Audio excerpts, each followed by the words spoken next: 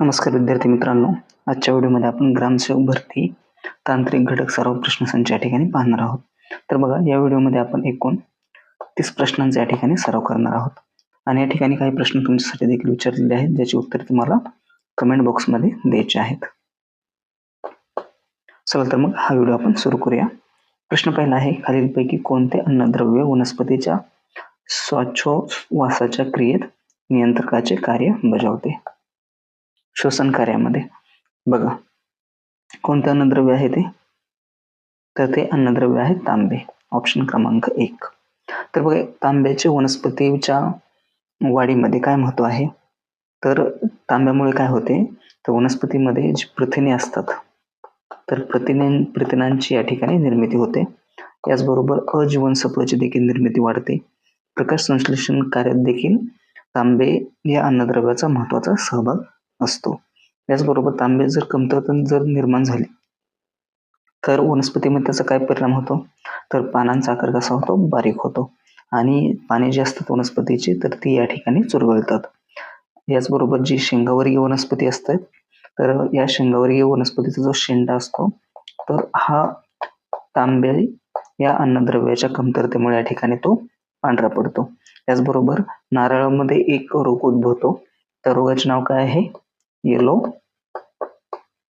Mortal. तुम्ही नाव लक्षात ठेवा, येलो मॉटल. हा जो रोग आहे नारळामध्ये, तर हा तांब्याच्या कमतरतेमुळे उद्भवतो. याचबरोबर जो भाजीपाला असतो, तर याच्यावर देखील करपा रोग पडतो. म्हणून या ठिकाणी तांबे हे एक महत्वाचे अन्नद्रव्य आहे वनस्पतीसाठी. म्हणून या ठिकाणी प्रश्नाचे योग्य उत्तर काय असणार आहे? ऑप्शन क्रमांक 1, तांबे. यानंतरचा पुढचा प्रश्न. प्रश्न क्रमांक 2. जमिनीचा उतार 2% जास्त असल्यास खालीलपैकी कोणती पाणी देण्याच्या पद्धतीचा या ठिकाणी वापर केला जातो? तर कोणत्या? तर हा प्रश्न आपल्याला या ठिकाणी विचारलेला आहे ऊस या पिकासाठी. कोणत्या? ऊस.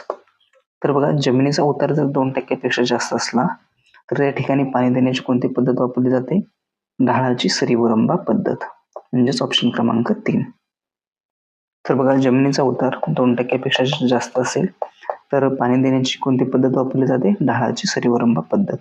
त्याचबरोबर सरीवरंबा जी पद्धत आहे, तर यामध्ये 10 ते 12 सऱ्यांचा एक वाफा तयार केला जातो आणि त्यामधून पाणी दिले जाते. याचबरोबर जी लांब सरीवरंबा पद्धत आहे, तर यामध्ये जमीन जर कमी उताराची असेल तर उताराच्या दिशेने 40 ते 50 मीटर लांब एवढ्या सऱ्या पाडल्या जातात आणि या ठिकाणी प्रत्येक सरीमध्ये पाणी सोडले जाते. तर बघा, तुमच्यासाठी या ठिकाणी एक प्रश्न आहे की जो आडसाली ऊस असतो, कोणता ऊस? आडसाली ऊस. तर हा जो ऊस असतो, तर हा आडसाली ऊस हंगामामध्ये ऊस किती महिने शेतामध्ये राहतो? तर या प्रश्नाचे उत्तर तुम्हाला कमेंट बॉक्समध्ये द्यायचे आहे. आडसाली ऊस हंगामामध्ये ऊस किती महिने शेतामध्ये राहतो? यानंतरचा पुढचा प्रश्न. प्रश्न बघा, प्रश्न क्रमांक 3. रेगूर मृदेची सर्वाधिक जाडी खालीलपैकी कोणत्या नदीच्या खोऱ्यामध्ये आढळते?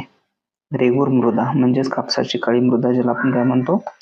काळी मृदा असे देखील म्हटले जाते. याचबरोबर रेगूर मृदा. तर बघा, रेगूर मृदेची सर्वाधिक जाडी कोणत्या नदीच्या खोऱ्यामध्ये आढळते? तर तापी नदी खोरे. ऑप्शन क्रमांक 3. तर तापी नदी खोऱ्यामध्ये काळी मृदा म्हणजेच रेगूर मृदेची जी जाडी आहे, तर ही 6 मीटर पर्यंत आपल्याला आढळते. किती? 6 मीटर. तर बघा, काळी मृदा या मृदेमध्ये जैविक घटकांचे प्रमाण कसे असते? तर कमी असते. जैविक घटक हे काळ्या मृदेमध्ये कमी असतात. तर बघा, महाराष्ट्राच्या 304 म्हणजेच किती? एकूण 75% क्षेत्रामध्ये म्हणजे भागामध्ये ही काळी मृदा आपल्याला आढळते. तर बघा, रेगूर मृदेला काळा रंग कशामुळे प्राप्त होतो? तर टिटॅनिफेरस मॅग्नेटाइट. टिटॅनिफेरस मॅग्नेटाइट या द्रव्यामुळे रेगूर मृदेला काळा रंग प्राप्त होतो. याचबरोबर या मृदेमध्ये जी चुनखडी असते, तर चुनखडीचे प्रमाण हे या मृदेमध्ये जास्त असते आणि त्यामुळे या ठिकाणी या मृदेची जलधारण क्षमता जी असते, तर ही देखील जास्त असते. काळ्या मृदेची निर्मिती कशी होते? तर बेसॉल्ट खडकाच्या विदर्णातून. याचबरोबर आपण पाहिले की महाराष्ट्राच्या 75% भागामध्ये काळी मृदा आढळते. तर देशाच्या किती टक्के भागामध्ये काळी मृदा आढळते? तर 16.6%. हे देखील तुम्ही लक्षात ठेवा, महत्वाचे आहे. म्हणून या ठिकाणी प्रश्नाचे योग्य उत्तर ऑप्शन क्रमांक 3 तापी नदी खोरे. पुढचा प्रश्न, महाराष्ट्रातील मुख्य तूर संशोधन केंद्र खालीलपैकी कोठे आहे? महाराष्ट्रातील मुख्य तूर संशोधन केंद्र कुठे आहे? तर हे आहे बदनापूर या ठिकाणी ऑप्शन क्रमांक 1. तर बघा, तुरीचे शास्त्रीय नाव काय आहे? कजानस कजान. काय नाव आहे? कजानस कजान. कुळ कोणते आहे? तर कुळ आहे लेग्युमिनोसी. तर बघा, तुरीमध्ये प्रथिनांचे प्रमाण किती असते? तर 20 ते 22%. तुरीचे जे मूळ स्थान आहे तर ते कोणते आहे? तर ते आहे आफ्रिका. हे देखील तुम्ही लक्षात ठेवा, परीक्षेच्या दृष्टीने महत्वाचे आहे. आणि अजून एक की तुरीवर कॅन्कर हा जो रोग पडतो, कॅन्कर, तर हा रोग कोणत्या बुरशीमुळे पडतो? तर डिप्लोडिया कजानी. हे नाव तुम्ही लक्षात ठेवा, डिप्लोडिया कजानी या बुरशीमुळे तुरीवर कॅन्कर हा रोग पडतो. यानंतर पुढचा प्रश्न, हरभरा पिकाची BDNG 797 ही जात टिंबटिंबला दाद न देणारी किंवा प्रतिकारक आहे. तर कशाला दाद न देणारी आहे? तर मर आणि मुळकूज, म्हणजेच ऑप्शन क्रमांक 4. तर बघा, हरभरा या पिकाचे जे शास्त्रीय नाव आहे तर हे काय आहे? सिसर एरिएंटिनम. काय नाव आहे? सिसर एरिएंटिनम. तुम्ही नाव लक्षात ठेवू शकता. यामध्ये हरभऱ्याचे जे दाणे असतात तर या दाण्यामध्ये प्रथिनांचे प्रमाण किती असते? 18 ते 19%. 18 ते 19%. आणि तुरीमध्ये किती असते प्रथिनांचे प्रमाण? 20 ते 22%. हरभराचे जे पान असते, कोवळे पान, तर यामध्ये ऍसिड असते. ते म्हणजे कोणते? एक तर असते मॅलिक ऍसिड आणि दुसरे म्हणजे कोणते? Oxalic acid. याचबरोबर जगाच्या 78% हरभऱ्याचे उत्पादन जे आहे ते कुठे होते? आपल्या भारत देशामध्ये होते. तर तुमच्यासाठी या ठिकाणी प्रश्न आहे हरभरा या पिकाविषयी. तर हरभऱ्यावर पडणारा मर रोग, हरभऱ्यावर पडणारा मर हा जो रोग आहे तर हा कोणत्या बुरशीमुळे उद्भवतो? त्या बुरशीचे नाव तुम्हाला कमेंट बॉक्समध्ये सांगायचे आहे. पुढचा प्रश्न, टिंबटिंब या अन्नद्रव्यामुळे प्रामुख्याने पिकातील पिष्टमय पदार्थांची निर्मिती व त्यांचे साखरेत रूपांतर होणे या क्रिया गतिमान होतात. तर कोणत्या अन्नद्रव्यामुळे? तर या प्रश्नाचे योग्य उत्तर काय असणार आहे? पोटॅशियम, ऑप्शन क्रमांक 4. तर बघा, पोटॅशियममुळे पिकांची कीड आणि रोगप्रतिकारक शक्ती या ठिकाणी वाढते. याचबरोबर फळे, फुले आणि ज्या पालेभाज्या असतात तर यांचा जो साठवणुकीचा जो काळ असतो तर हा देखील या ठिकाणी पोटॅशियम या अन्नद्रव्यामुळे वाढतो. वनस्पतीमध्ये पिष्टमय पदार्थ, शर्करायुक्त पदार्थ आणि जे काय म्हणतो आपण त्याला स्टार्च तयार करण्यास पोटॅशियम या ठिकाणी वनस्पतीला मदत करते. तर बघा, पोटॅशियमच्या कमतरतेमुळे काय होते? तर जे केळी आहे, केळी, तर पोटॅशियमची कमतरता जर केळीमध्ये आढळली तर याच्यामुळे एक रोग होतो, तो म्हणजे कोणता? फ्युजारियम विल्ट हा रोग उद्भवतो. याचबरोबर टोमॅटोमध्ये कोणता रोग उद्भवतो पोटॅशियमच्या कमतरतेमुळे? Bacterial blight. Bacterial blight. म्हणून या ठिकाणी प्रश्नाचे योग्य उत्तर ऑप्शन क्रमांक 4 पोटॅशियम या अन्नद्रव्यामुळे प्रामुख्याने पिकातील पिष्टमय पदार्थांची निर्मिती व त्यांचे साखरेत रूपांतर होणे या क्रिया गतिमान होतात. पुढचा प्रश्न आहे, खालीलपैकी कोणत्या मूलद्रव्याच्या कमतरतेची लक्षणे पिकाच्या शेवटच्या कळ्यावर दिसून येतात? तर या प्रश्नाचे उत्तर पोटॅशियम, म्हणजेच काय? पालाश, ऑप्शन क्रमांक 2. तर बघा, पालाशचे जर महत्व आपण जर पाहिले तर पालाशमुळे वनस्पतींची जी साल असते, साल, खोड, याचबरोबर पान यांना कणखरपणा येतो. पिके जमिनीवर लोळत नाहीत.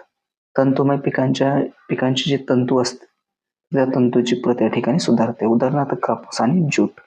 वनस्पतीमध्ये प्रथिनांचे प्रमाण देखील पालाशमुळे वाढते. त्याचबरोबर तेलबिया पिकामध्ये तेलाचे जे प्रमाण आहे तर हे देखील कशामुळे वाढते? पालाशमुळेच वाढते. पुढचा प्रश्न, डाळिंबावर आढळणारा अतिशय घातक रोग खालीलपैकी कोणता आहे? डाळिंब या फळपिकावर आढळणारा अतिशय घातक रोग तर तो कोणता आहे? तेल्या, ऑप्शन क्रमांक 4. तर बघा, तेल्या या रोगामध्ये काय होते, तर डाळिंबावरील तेलकट डागाचा हा जो रोग आहे, तर हा एका जीवाणूमुळे होतो. त्या जीवाणूचे नाव काय आहे, झॅन्थोमोनास ऑक्झिनोपोडिस.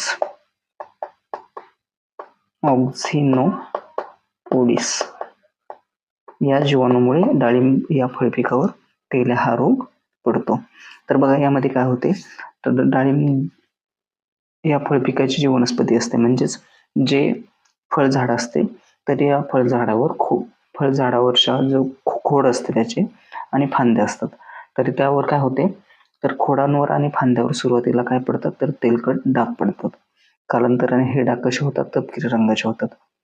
आणि यानंतर खोडांवर काय होते, या डागांमुळे एक खाच पडते आणि या ठिकाणी काय होते, तर या खाचीमध्ये डाळिंबाचे झाड या ठिकाणी मोडून जाते. आणि अशा प्रकारे हा तेल्या रोग हा डाळिंब या फळपिकावर अतिशय घातक असणारा हा रोग आहे. म्हणजेच या ठिकाणी ऑप्शन क्रमांक 4 हे या प्रश्नाचे योग्य उत्तर असेल.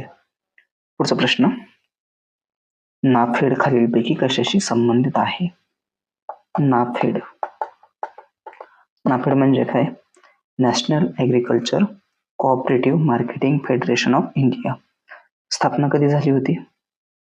तर बघा या प्रश्नाचे योग्य उत्तर पाहूया आपण. नाफेड खालीलपैकी कशाशी संबंधित आहे? तर शेतमाल विक्री, म्हणजेच ऑप्शन क्रमांक 1. तर बघा नाफेडची जी स्थापना झाली होती ती झाली होती 2 ऑक्टोबर 1958 मध्ये. 2 ऑक्टोबर 1958 मध्ये नाफेडचे जे मुख्यालय आहे तर हे कुठे आहे, तर दिल्ली या ठिकाणी. याचबरोबर देशातील कृषी उत्पादन आणि कृषी व्यापाराला प्रोत्साहन देण्यासाठी नाफेडची स्थापना करण्यात आली. आणि नाफेड ही देशातील कृषी उत्पन्नाची सर्वात मोठी खरेदी तसेच विपणन संस्था देखील आहे. हे देखील तुम्ही लक्षात ठेवू शकता. पुढचा प्रश्न, मीरत खटल्यात पुढीलपैकी कोणाला ब्रिटिश सरकारने अटक केली नव्हती? मीरत खटला. तर बघा हा जो मीरत खटला आहे, तर या ठिकाणी अटक करण्यात आलेले कोण होते? डांगे होते, निमकर होते, मुझफ्फर अहमद देखील होते, पण राजेंद्र लाहिरी या ठिकाणी नव्हते. तर बघा हा जो खटला आहे मीरत खटला, तर हा ब्रिटिश राजवटीमध्ये मार्च 1929 मध्ये सुरू झाला होता आणि त्यानंतर 1933 मध्ये या खटल्यावर निर्णय देण्यात आला. आणि जे राजेंद्र लाहिरी आहेत तर हे भारतीय क्रांतिकारक होते, जे काकोरी कटाचे सूत्रधार होते. काकोरी कट कोणता? काकोरी कट. तर काकोरी या ठिकाणी रेल्वे दरोडा पडला होता आणि यामध्ये जे मुख्य सूत्रधार होते तर हे कोण होते? राजेंद्र लाहिरी. तर हा जो काकोरी कट आहे तर हा कधी पूर्णत्वास आणण्यात आला होता? तर 9 ऑगस्ट 1925 मध्ये. आणि याचे सूत्रधार कोण होते? राजेंद्र लाहिरी. म्हणून या ठिकाणी मीरत खटल्यामध्ये कोणाला ब्रिटिश सरकारने अटक केली नव्हती? तर राजेंद्र लाहिरी यांना. ऑप्शन क्रमांक 4. पुढचा प्रश्न, खालीलपैकी कोणती संघटना ही क्रांतिकारी संघटना नव्हती? क्रांतिकारी संघटना नव्हती. तर बघा अभिनव भारत तर ही क्रांतिकारी संघटना होती. अनुशीलन समिती ही देखील होती. युगांतर ही देखील होती. पण आर्य समाज ही क्रांतिकारक संघटना नव्हती. तर बघा आर्य समाजाची स्थापना कोणी केली? स्वामी दयानंद सरस्वती यांनी. कोठे केली? मुंबई या ठिकाणी. कधी केली? 10 एप्रिल 1875 मध्ये. तर बघा यानंतर आर्य समाजाला विरोध होऊ लागला, त्यामुळे स्वामी दयानंद सरस्वती यांनी 1877 मध्ये लाहोर या ठिकाणी, कुठे? लाहोर या ठिकाणी आर्य समाजाची एक शाखा स्थापन केली आणि पुढे चालून लाहोर हेच आर्य समाजाचे मुख्यालय बनले होते. त्यानंतर स्वामी दयानंद सरस्वती यांच्याबद्दल जर आपण माहिती पाहिली तर 1875 मध्ये त्यांचा एक ग्रंथ प्रकाशित झाला होता, तो म्हणजे कोणता? सत्यार्थ प्रकाश. कोणता ग्रंथ? सत्यार्थ प्रकाश. आणि या ग्रंथामध्ये एकूण किती प्रकरणे आहेत? 14 प्रकरणे आहेत. आणि या ग्रंथामध्ये काय दिलेले आहे? तर वेदांचा सत्यार्थ दिलेला आहे. पुढचा प्रश्न, अंबर हा शब्द खालीलपैकी कोणत्या जोडीचा समानार्थी शब्द आहे? अंबर. तर याच्यासाठी समानार्थी शब्द आहे कोणता? वस्त्र, व्योम. ऑप्शन क्रमांक 1. इतर जर समानार्थी शब्द पाहिले तर ते कोणते आहे? आकाश आहे, आभाळ, नभ, वसन, पट, पोशाख इत्यादी. याचबरोबर हा जो उत्पल शब्द आहे तर हा कोणत्या शब्दाचा समानार्थी शब्द आहे तर कमळ. अजून कोणता? सरोज. कोणता? सरोज. म्हणून या ठिकाणी प्रश्नाचे योग्य उत्तर ऑप्शन क्रमांक 1. पुढचा प्रश्न, नव्याची नवलाई साऱ्यांनाच वेड लावते या वाक्यातील भाववाचक नाम ओळखा. भाववाचक नाम. तर बघा, भाववाचक नाम म्हणजे काय तर ज्या नामातून एखादी व्यक्ती किंवा प्राणी किंवा वस्तूमधील गुण, धर्म आणि भाव यांचा बोध होतो त्या नामाला काय म्हटले जाते? भाववाचक नाम. तर भाववाचक नाम हे मनातल्या भावाबद्दल माहिती सांगण्याचे कार्य करतात. उदाहरणार्थ चांगला, वाईट, याचबरोबर उत्तम, आनंद, अजून दुःख इत्यादी. म्हणून या ठिकाणी एक वाक्य आहे, नव्याची नवलाई साऱ्यांनाच वेड लावते. तर या वाक्यातील भाववाचक नाम कोणते आहे तर ते आहे नवलाई. ऑप्शन क्रमांक 2, नवलाई. पुढचा प्रश्न, गोंदन जन्म जान्हवी या कविता संग्रहाचे कवी खालीलपैकी कोण आहेत? तर कोण आहेत तर ते आहेत शांता शेळके. ऑप्शन क्रमांक 3. तर बघा, शांता शेळके या प्रसिद्ध मराठी कवयित्री होत्या. त्यांचे जर आपण कविता संग्रह जर पाहिले तर ते कोणते आहेत? गोंदन आहे, जन्म जान्हवी आहे, याचबरोबर तोच चंद्रमा, याचबरोबर अजून कोणतं आहे? रूपसी. हे देखील तुम्ही लक्षात ठेवा. यानंतर एक गाणे चुलीचे, याचबरोबर कविता स्मरणातल्या इत्यादी त्यांचे महत्वाचे कविता संग्रह प्रसिद्ध आहेत. कोणाचे? शांता शेळके. पुढचा प्रश्न आहे, रक्तपुष्प ही प्रसिद्ध एकांकिका खालीलपैकी कोणी लिहिलेली आहे? रक्तपुष्प. तर या प्रश्नाचे योग्य उत्तर महेश एलकुंचवार. ऑप्शन क्रमांक 1. तर बघा, महेश एलकुंचवार हे एक मराठी भाषेतील नाटककार व पटकथा लेखक म्हणून प्रसिद्ध आहेत. तर रक्तपुष्प हे जे नाटक आहे तर हे कधी प्रसिद्ध झाले होते? 1971 मध्ये. याचबरोबर त्यांचे एक महत्वाचे नाटक आहे ते म्हणजे कोणते? प्रसिद्ध नाटक युगांत. हे तुम्ही नाव लक्षात ठेवा. तर युगांत या नाटकाला साहित्य अकादमी पुरस्काराने देखील गौरवण्यात आले होते. याचबरोबर अजून एक आहे महत्वाचे ते म्हणजे कोणते? वाडा चिरेबंदी. वाडा चिरेबंदी. तर या नाटकाला राज्य सरकारने 1987 मध्ये उत्कृष्ट नाटक म्हणून देखील सन्मानित केले होते. म्हणून बघा, रक्तपुष्प ही प्रसिद्ध एकांकिका कोणी लिहिली? महेश एलकुंचवार. ऑप्शन क्रमांक 1. पुढचा प्रश्न, महाराष्ट्रातील कोणत्या समाजसुधारकाला लोकहितवादी म्हणून देखील ओळखले जाते? तर ते समाजसुधारक कोणते? गोपाळ हरी देशमुख. ऑप्शन क्रमांक 1. तर बघा, गोपाळ हरी देशमुख यांनी शतपत्रे लिहिली होती. कोणती? शतपत्रे. म्हणजे 100हून अधिक पत्रे त्यांनी लिहिली होती. आणि ही जी पत्रे आहेत तर त्यांनी कोणत्या याच्यामधून लिहिली होती? वृत्तपत्रामधून. तर त्या वृत्तपत्राचे नाव काय? प्रभाकर. तर प्रभाकर हे वृत्तपत्र कोणाचे होते? तर डॉक्टर भाऊ महाजन यांचे. तर डॉक्टर भाऊ महाजन यांच्या प्रभाकर या वृत्तपत्रामधून गोपाळ हरी देशमुख यांनी लोकहितवादी या शीर्षकाखाली वैचारिक लेखन केले. याचबरोबर त्यांनी लोकहितवादी हे मासिक देखील सुरू केले होते.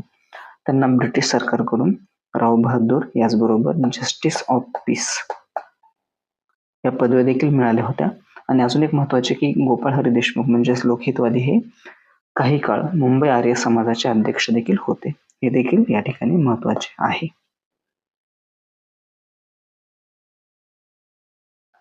पुढचा प्रश्न, प्रयोगशाळेत असेंद्रिय पदार्थांपासून सर्वात प्रथम तयार केला गेलेला सेंद्रिय पदार्थ कोणता?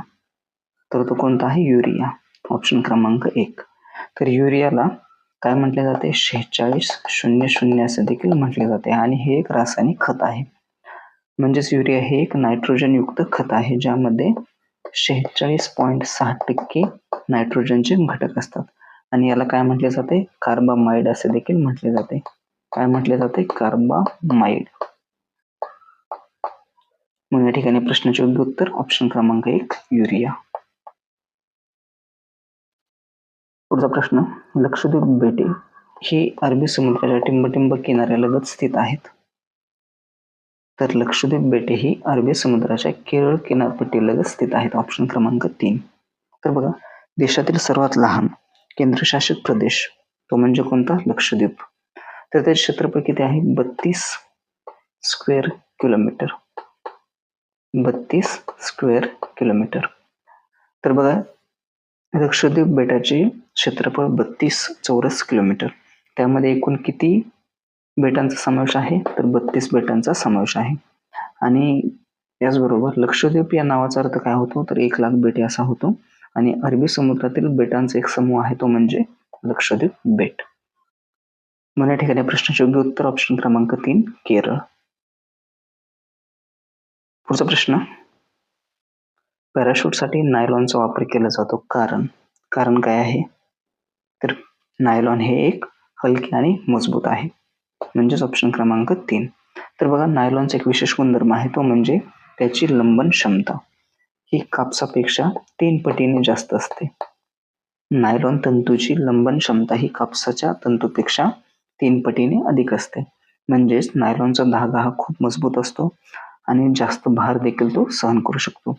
आणि त्यामुळेच रॉक क्लाइम्बिंग याचबरोबर पॅराशूट आणि दोरी बनवण्यासाठी देखील नायलॉनचा वापर केला जातो, कारण ते एक हलके आणि मजबूत असते.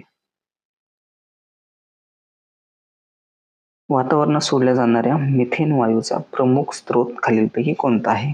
कोणता आहे? भाताची शेती. ऑप्शन क्रमांक 1. तर बघा, मिथेन जर आपण पाहिले तर त्याचे रासायनिक सूत्र काय आहे? CH4. तर मिथेन हा एक ज्वलनशील वायू आहे.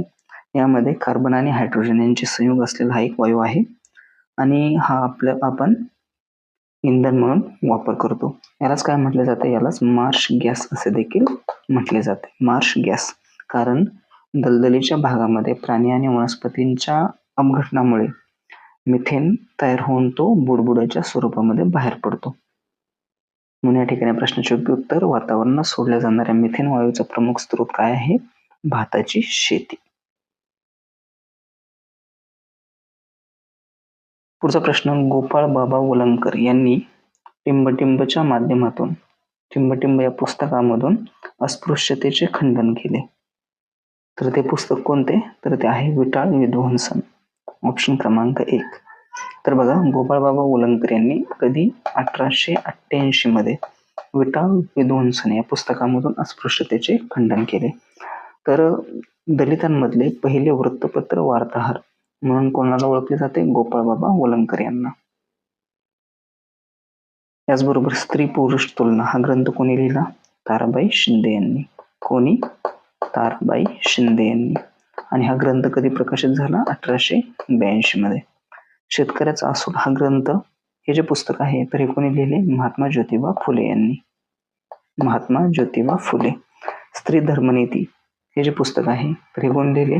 पंडिता रमाबाई. कोणी? पंडिता रमाबाई यांनी. पुढचा प्रश्न, भारतीय सर्वोच्च न्यायालय खालीलपैकी केव्हा अस्तित्वात आले? तर भारताचे सर्वोच्च न्यायालय कधी अस्तित्वात आले? तर 28 जानेवारी 1950 रोजी. ऑप्शन क्रमांक 2. तर बघा, भारताचे सर्वोच्च न्यायालय 1935च्या कायद्याद्वारे स्थापित जे फेडरल कोर्ट ऑफ इंडिया होते, तर याची जागा कोणी घेतली? भारतीय सर्वोच्च न्यायालयाने. कधी घेतली? 28 जानेवारी 1950 मध्ये. तर बघा, भारतीय राज्यघटनेच्या कलम 124(1) नुसार देशासाठी एक सर्वोच्च न्यायालय असेल आणि त्यामध्ये एक मुख्य न्यायाधीश आणि इतर न्यायाधीशांचा समावेश असेल. आणि इतर न्यायाधीशांची संख्या निश्चित करण्याचा अधिकार कोणाला असेल? तर तो असेल संसदेला. कोणाला? संसद. पुढचा प्रश्न, कायदा तयार करण्याची पद्धत ही कल्पना कोणत्या देशाच्या संविधानामधून भारतीय संविधानामध्ये स्वीकारण्यात आलेली आहे? तर ते कोणत्या देशाचे संविधान आहे? ब्रिटिश देशाच्या संविधानावरून कायदा तयार करण्याची पद्धत ही भारतीय संविधानामध्ये स्वीकारण्यात आलेली आहे. या ठिकाणी प्रश्नाचे योग्य उत्तर ऑप्शन क्रमांक 2 ब्रिटिश. तर बघा, ब्रिटिश संविधानामधून भारतीय संविधानामध्ये कोणत्या गोष्टी घेण्यात आलेल्या आहेत? कायदा करण्याची पद्धत, याचबरोबर एकल नागरिकत्व, याचबरोबर संसदीय शासन व्यवस्था. यानंतर सोव्हिएत रशियाकडून काय घेण्यात आलेले आहे? मूलभूत कर्तव्य. याचबरोबर आयरिश या देशाच्या संविधानामधून काय घेण्यात आलेले आहे? तर राज्य धोरणाची मार्गदर्शक तत्वे, याचबरोबर जे राष्ट्रपती आहेत तर राष्ट्रपतींच्या निवडणुकीची पद्धत देखील कोणाकडून घेण्यात आलेली आहे? आयरिश राज्य घटनेकडून. याचबरोबर दक्षिण आफ्रिकेकडून काय घेण्यात आलेले आहे? दक्षिण आफ्रिका. तर घटना दुरुस्तीची पद्धत, याचबरोबर राज्यसभेच्या सदस्यांची निवडणूक इत्यादी. पुढचा प्रश्न, भारताचे नियंत्रक आणि महालेखा परीक्षकांची नेमणूक खालीलपैकी कोण करतो? तर कोण करतात? राष्ट्रपती. ऑप्शन क्रमांक 1. तर बघा, भारतीय राज्यघटनेच्या कलम 148 नुसार नियंत्रक आणि महालेखा परीक्षकाची नियुक्ती कोण करतात? राष्ट्रपती. तर भारताचे नियंत्रक आणि महालेखा परीक्षक यांच्या पदाचा जो कालावधी आहे तर हा भारतीय राज्यघटनेमध्ये निश्चित करण्यात आलेला नाही, पण ज्यावेळेस ते पदग्रहण करतात तर त्या पदग्रहणापासून वयाची 65 वर्ष पूर्ण होईपर्यंत किंवा 6 वर्ष हे ते आपल्या पदावर राहू शकतात.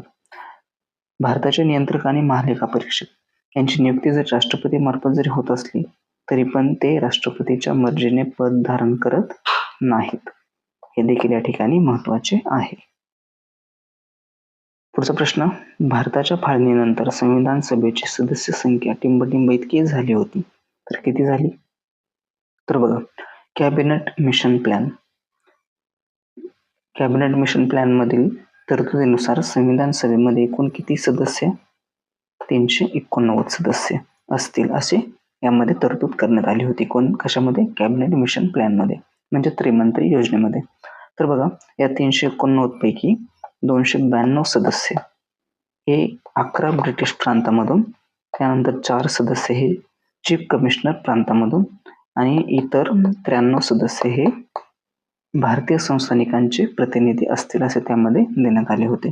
त्यानंतर काय झाले की 1946 मध्ये ब्रिटिश प्रांतांना देण्यात आलेल्या 296 जागांसाठी निवडणुका झाल्या होत्या आणि यानंतर फाळणीनंतर ज्यावेळेस भारताची फाळणी झाली त्यामध्ये मुस्लिम लीगचे जे सदस्य होते ते संविधान सभेमधून बाहेर पडले आणि संविधान सभेची सदस्य संख्या किती झाली?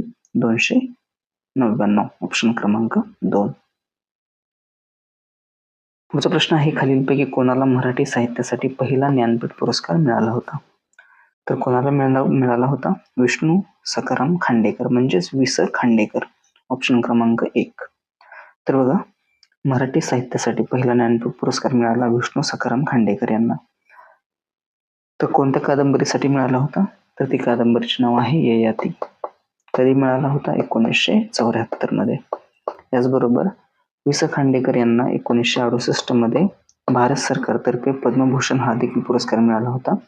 त्याचबरोबर 1941 मध्ये सोलापूर या ठिकाणी मराठी साहित्य संमेलन भरले होते, सोलापूर या ठिकाणी. तर त्याचे अध्यक्ष देखील कोण होते? विष्णू सखाराम खांडेकर. यांच्या जर काही महत्वाच्या कादंबऱ्या जर पाहिल्या तर त्या आहेत कोणत्या? हिरवा चाफा आहे, याचबरोबर अश्रू आहेत, सुखाचा शोध आहे, अमृतवेल आहे, पहिले प्रेम आहे, कांचन मृग आहे, क्रौंचवध आहे इत्यादी देखील तुम्ही लक्षात ठेवू शकता. या ठिकाणी प्रश्नाचे योग्य उत्तर ऑप्शन क्रमांक 1 विष्णू खांडेकर. पुढचा प्रश्न, खालील पर्यायांपैकी समाजसुधारक आणि त्यांनी स्थापन केलेल्या संस्था यांच्या योग्य जोडी ओळखा. यांची या ठिकाणी अयोग्य जोडी ओळखा असे विचारलेले आहे. अयोग्य जोडी आहे या ठिकाणी, यांची अयोग्य जोडी ओळखा. तर बघा, राजा राममोहन रॉय यांनी ब्राह्मण समाजाची स्थापना केली. पंडिता रमाबाई यांनी शारदा सदनची स्थापना केली. आत्माराम पांडुरंग तरखडकर यांनी प्रार्थना समाजाची स्थापना केली. पण पंडित ईश्वरचंद्र विद्यासागर आर्य समाज तर हे या ठिकाणी चुकीचे आहे. तर बघा, आर्य समाजाची स्थापना 1875 मध्ये कोणी केली? स्वामी दयानंद सरस्वती यांनी, 10 एप्रिल 1875 मध्ये. ब्राह्मण समाजाची स्थापना कोणी केली? राजा राममोहन रॉय यांनी. कधी? 28 ऑगस्ट 1828 मध्ये. तर ब्राह्मण समाजाच्या प्रचारासाठी राजा राममोहन रॉय यांनी संवाद कौमुदी आणि समाचार चंद्रिका ही पत्र देखील सुरू केली होती. याचबरोबर पंडिता रमाबाई यांनी शारदा सदनची स्थापना कधी केली? 11 मार्च 1889 मध्ये. कोठे? मुंबई या ठिकाणी. कोणासाठी? विधवा महिलांसाठी. याचबरोबर आत्माराम पांडुरंग तरखडकर यांनी प्रार्थना समाजाची स्थापना केली. कधी केली? तर ती केली होती 1867 मध्ये, 31 मार्च 1867 मध्ये. पुढचा प्रश्न, 2011च्या जनगणनेनुसार महाराष्ट्रातील सर्वात कमी लोकसंख्येची घनता असणारा जिल्हा कोणता आहे? तर बघा, लोकसंख्येची घनता म्हणजे काय? प्रति चौरस किलोमीटर क्षेत्रामध्ये वास्तव्यास असणाऱ्या लोकांच्या संख्येस काय म्हटले जाते? लोकसंख्येची घनता. तर 2011च्या जनगणनेनुसार महाराष्ट्राची लोकसंख्येची घनता किती आहे? 365. किती? 365 प्रति चौरस किलोमीटर. तर सर्वाधिक घनता असणारा जिल्हा कोणता महाराष्ट्रामधला? तर तो आहे मुंबई उपनगर. मुंबई उपनगर. त्यानंतर कोणता आहे? मुंबई शहर आहे. त्यानंतर आहे पुणे आणि त्यानंतर आहे कोल्हापूर. आणि सर्वात कमी घनता असणारा जिल्हा तो म्हणजे आहे गडचिरोली. त्यानंतर आहे सिंधुदुर्ग, चंद्रपूर आणि रत्नागिरी. म्हणजेच या ठिकाणी प्रश्नाचे योग्य उत्तर किती? गडचिरोली. सर्वात कमी लोकसंख्येची घनता असणारा जिल्हा महाराष्ट्रामधील तर तो आहे गडचिरोली. ऑप्शन क्रमांक 1. पुढचा प्रश्न आहे, न्यायमूर्ती रानडे, डॉक्टर भांडारकर, न्यायमूर्ती तेलंग याचबरोबर आत्माराम पांडुरंग तरखडकर हे टिंबटिंबचे नेते होते. तर कोणत्या समाजाचे होते? प्रार्थना समाजाचे. ऑप्शन क्रमांक 2. तर बघा, डॉक्टर आत्माराम पांडुरंग तरखडकर यांच्या अध्यक्षतेखाली मुंबई या ठिकाणी 31 मार्च 1867 मध्ये प्रार्थना समाजाची स्थापना करण्यात आली. प्रार्थना समाजाचे मुखपत्र कोणते होते? तर ते होते सुबोध पत्रिका. कोणते होते? सुबोध पत्रिका. प्रार्थना समाजाच्या मतांचे समाधान करण्यासाठी न्यायमूर्ती रानडे यांनी एक ग्रंथ लिहिला होता. तर त्या ग्रंथाचे नाव काय? एकेश्वर निष्ठांची कैफियत. याचबरोबर प्रार्थना समाजावर भागवत धर्म जो आहे, तर प्रार्थना समाजाची भागवत धर्मावर प्रचंड श्रद्धा होती. कोणता धर्म? भागवत धर्म. यानंतर पुढचा प्रश्न आहे, तर हा प्रश्न तुमच्यासाठी आहे. प्रश्न क्रमांक 30. या प्रश्नाचे उत्तर तुम्हाला कमेंट बॉक्समध्ये द्यायचे आहे. बघूया किती विद्यार्थी या प्रश्नाचे योग्य उत्तर देऊ शकतात. तर चौसा ही खालीलपैकी कोणत्या एका फळपिकाची प्रजाती आहे? ऑप्शन आहेत आंबा, मोसंबी, द्राक्ष आणि नारळ. चौसा ही खालीलपैकी कोणत्या एका फळपिकाची प्रजाती आहे? तर या प्रश्नाचे उत्तर तुम्हाला कमेंट बॉक्समध्ये द्यायचे आहे. सो फ्रेंड्स, भेटूया एका नव्या व्हिडिओमध्ये. तोपर्यंत थँक्स फॉर वॉचिंग.